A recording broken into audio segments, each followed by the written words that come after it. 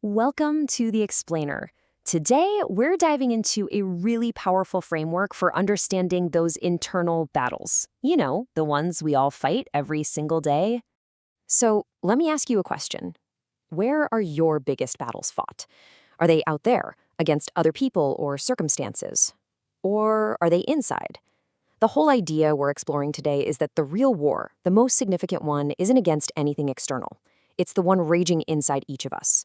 The sources we're looking at basically say this constant internal struggle, well, that's what defines being human. All right, so here's our game plan. First, we'll set the stage for this internal battle. Then, we're going to meet the three main enemies we're up against. And finally, and this is the important part, we'll look at the playbook for how to actually win. All right, let's jump right in. The core idea here is that life itself is this ongoing battlefield. It's a constant process that sorts out who we really are. And it's through this struggle, not by avoiding it, that our true character and, you could say, our ultimate worth is forged. So this internal war, it's fought on three main fronts. We've got these three primary enemies, and they're distinct, but man, they work together. We're talking about the deceiver, our own inner self, and the worldly allure. Let's break down what each of those really means. Okay, first up, enemy number one. Now, this one's interesting because it's not just a bad thought or a feeling. The sources describe this as a real external entity, the master of deception, whose whole goal is to trip us up. So this entity is called Shaitan, and the source is crystal clear. This isn't some vague force of evil. It's presented as a declared, out in the open enemy of humanity, someone who's been at war with us since day one. So the big question is, if this enemy is so obvious, why do we keep falling for the same old tricks? And this is where it gets really clever. You see, the strategy isn't some big dramatic attack. No, it's way more subtle. It's a gradual plan, a step-by-step process. It starts with disbelief as the ultimate goal, but if that doesn't work, it moves down the list, to changing practices, then to big sins, and if all else fails, just getting you used to small ones. It's all about slowly desensitizing you. There's actually a classic story that shows this perfectly. The story of a man named Barsisa. He was this incredibly devout guy, a worshiper. And the first whisper, the first suggestion he got was something that sounded, well, it sounded good. It sounded harmless, even like the right thing to do. You see how that works? It's all about these small steps.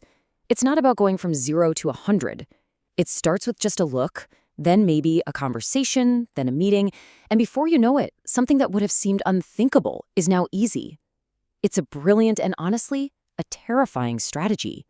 And for Barsisa, look where it led. That one tiny act of pity, offering some food, turned into a cascade of disasters. One compromise led to another and another until he found himself committing huge sins, fornication, even murder, and in the end, completely abandoning his faith just to try and save his own skin. And the moment Barsisa felt completely what happened, the deceiver just walks away. He literally says, "I am free from you. I fear Allah, the Lord of the worlds." It's the ultimate betrayal. It shows he was never a partner in crime. He was just an enemy who found a weakness and exploited it. Okay, so that's the external enemy. But now let's turn inward to enemy number two. And this one isn't out there. It's in here. It's our own self, our ego. The sources call this the Nafs. And they say this is the real battlefield. This is where the fight truly happens. So what is the Nafs? Think of it as the core of you. Your desires, your ego, your inclinations. It's not inherently good or bad. It's neutral. It has the potential for incredible good and incredible evil. It's the driver's seat of our emotions and appetites, and the real question is, who's doing the steering? I love this analogy the source uses. It says the nafs is like an untamed horse. It's powerful, it's wild, and you have a choice. You can either learn to tame it, to take the reins and guide it, or it will take control and drag you wherever its whims desire. And usually, that's not a good place. And that's really what it boils down to, right? It's a choice between two realities. Are you the master of your desires, or are you a slave to them? Either you're the one in charge, directing your inclinations based on what you know is right, or your inclinations are in charge of you. There's really no middle ground. All right, on to enemy number 3. This is the worldly allure, or dunya, and you can think of it as the great distraction. It's the perfect partner in crime for our inner self, the nafs, because it's constantly dangling in front of us everything our desires crave. Now, dunya doesn't just mean the earth, it's the whole package deal of material life. Money, status, power, pleasure, all the shiny objects. It's not that these things are evil in themselves, but they become an enemy when chasing them becomes the whole point, when they make us forget why we're really here. And here's another killer analogy. Chasing the things of this world is like drinking salt water. You think it's going to quench your thirst, but it only makes you thirstier. The more you get, the more you want. It's a cycle that by its very design can never, ever make you feel truly satisfied.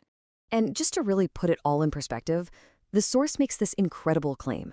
It says that in God's eyes, this entire world, all its wealth, all its power, all its glamour, is worth less than a single mosquito's wing. I mean, think about that. It completely reframes how important all this stuff we chase after really is. Okay, so we've met the enemies, the deceiver, our inner self, and the worldly allure. That sounds pretty daunting, right? But the good news is the source material doesn't just point out the problems. It gives us a toolkit, a strategy for how to actually fight back. First things first, though, this isn't a magic bullet. Victory isn't some single event where you just win and it's over.